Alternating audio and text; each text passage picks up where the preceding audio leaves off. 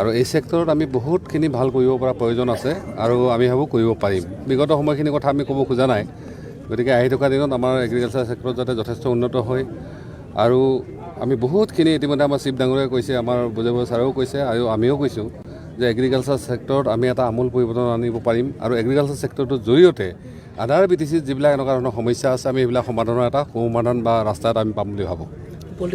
এটা কথা ঠিক যে এইবাৰ BTCৰ পৰা আমাৰ বিৰোধী হাতত থকা যি 12টা ছিট আছে, আমি আশা কৰিছোঁ এলায়েন্সত সেই 12টা ছিটো যাতে আহে আৰু ষ্ট্ৰং অসমৰ এখন গভমেণ্ট বনাৰ ক্ষেত্ৰত BTCৰ ৰলটো যাতে সদায় ইনটেক্ট থাকে আৰু আহি থকা দিনত আমাৰ যিসকল মন্ত্ৰী পাব BTCৰ পৰা তেওঁলোকে যাতে BTCবাসীৰ লগতে অসমবাসীৰ এটা ভাল সেৱা কৰিব পাৰে। কাৰণ বিগত দিনত আমাৰ ইয়াৰ পৰা 3জন কেবিনেট মিনিষ্টাৰ আছিল, কিন্তু দুখৰ কথা সেই কেবিনেট মিনিষ্টাৰ 3জনে BTCবাসীৰ কাৰণে বা অসমবাসীৰ কাৰণে বিশেষ একো কৰিব নোৱাৰিলে।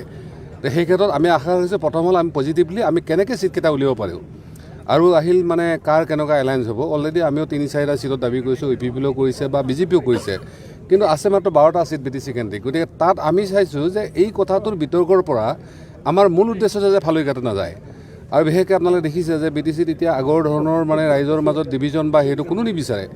ইয়াত অৱৰক্ষা সমিতি হওক বা এনেকুৱা হওক যিবিলাক দল সংগঠন আছে, কোনোবাই কিবা ব্যক্তিগতভাৱে কিবা পায় নাপায় আশা কৰে, সেইটো বেলেগ কথা, কিন্তু অভাৰঅল পাব্লিকৰ চেণ্টিমেণ্টটো হ'ল যে ইয়াত সেই সমস্যাটো অভাৰ কৰি আমি এনেকুৱা ধৰণৰ ইকনমিক ছেক্টৰবিলাকত বা আদাৰ যিবিলাক আমাৰ সমস্যা আছে মাটিৰ পৰা সেইখিনি যাতে সমাধান হয়।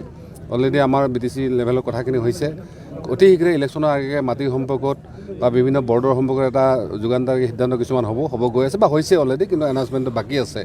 তেনেকুৱা ক্ষেত্ৰত আমি ওদালগুৰি ৰাইজেও কৈছোঁ যে যদিহে কোনোবা এনেকুৱা ভাল মানুহ আছে যাক আমি কেণ্ডিডেটছাৰ কৰাই কেনে আমি ভাল তেওঁক দায়িত্ব এটা দিব পাৰোঁ বা তেওঁ এটা সামাজিক দায়িত্ব ল'ব পাৰে, সেইটো কাৰণে ৱেলকাম আছে। এইটো ক'ৰ পৰা সেইটো বেলেগ কথা নহয়।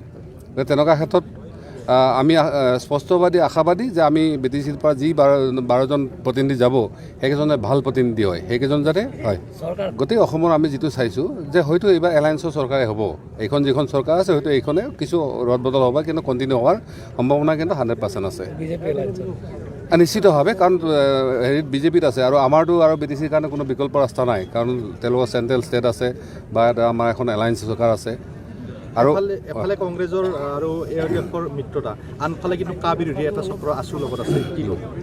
নাই এতিয়া চাওক, অভাৰঅল গোটেইখিনি প্লাছ মানে চাই কিনে আমি এটা কথা নিশ্চিত যে এইটো বিশেষ একো ক্ষতি নকৰে, এইটো ক্ষতি কৰিব নোৱাৰে। হয়তো চৰকাৰখন একদম বেছি মেজৰিটি হয়তো নহ'ব পাৰে, কিন্তু এইটো ঠিক যে মই ভাবোঁ 70 ক্ৰছ কৰাৰ ধুনীয়া সুবিধাখিনি আছে আৰু এইবাৰ চৰকাৰ সেইখনে হ'ব। যোৱাকালি আমাৰ নীতিশ কুমাৰ ডাঙৰীয়া মানে প্ৰতিনিধি মোক ফোন কৰিছিলে যে আমাৰ পৰেশ বৰা ডাঙৰীয়া যি 2জন অইলৰ বিষয়াক মানে তেওঁ কিডনেপ কৰি ৰাখিছে, তেওঁ বিচাৰিছে বিহাৰৰ সৰ্বসাধাৰণ ৰাইজৰ স্বাৰ্থত বা দুখীয়া পৰিয়ালৰ স্বাৰ্থত তেওঁক বা অসমৰ ল'ৰাজনক যাতে বিনা চৰ্তে মুক্তি দিয়ে। ধন্যবাদ।